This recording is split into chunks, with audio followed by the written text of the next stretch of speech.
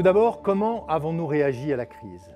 Je dois dire en premier lieu que tous les collaborateurs d'Air Liquide, dans tous les métiers, dans toutes les fonctions, partout dans le monde, ont su répondre à l'urgence avec un professionnalisme, une capacité d'adaptation et un engagement remarquables. Je tiens à tous les féliciter très sincèrement. Quelle a été notre réaction? C'est en Chine que tout a commencé. En effet, avec 300 collaborateurs travaillant à Wuhan, nous avons été aux premières loges de la crise en Chine, et ce, dès le mois de janvier 2020.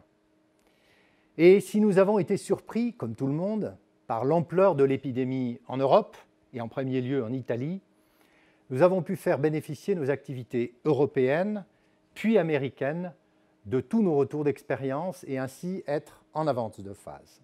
Partout, des plans de continuité d'activité rigoureux ont été mis en œuvre.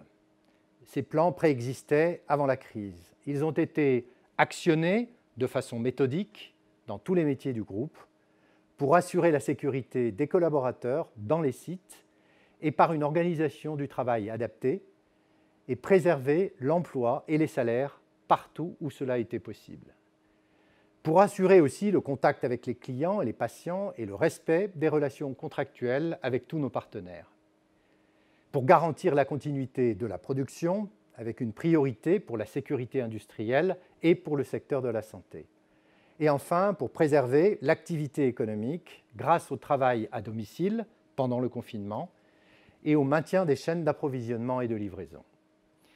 Ces plans de continuité se sont largement appuyés sur le digital. Ainsi, les moyens informatiques et digitaux ont été accrus et actualisés très tôt, en début de crise, pour faire face à l'augmentation des flux.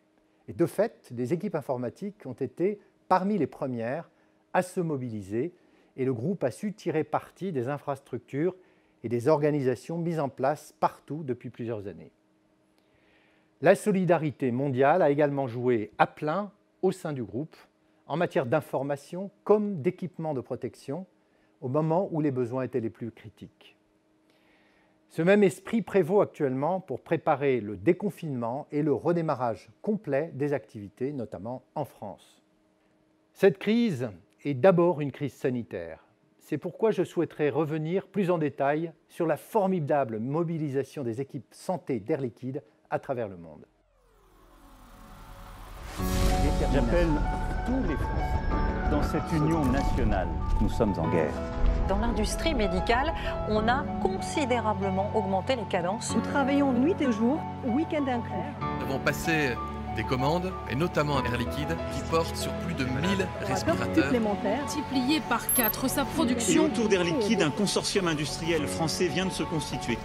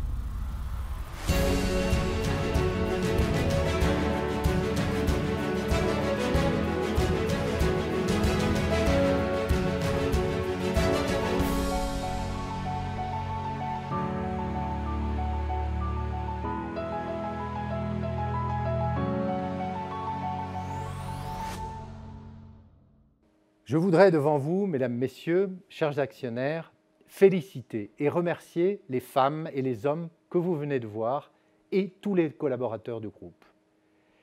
Qu'ils soient dans les usines, dans les sites, auprès des clients ou chez eux en travail à distance, vous devez savoir que leur engagement et leur professionnalisme est total. Ils méritent que l'on salue leur esprit de responsabilité et de civisme démontré depuis le premier jour. Dans de pareilles circonstances, c'est aussi ce qui me rend fier de diriger votre groupe. Que cette Assemblée générale des actionnaires très particulière soit aussi la leur cette année.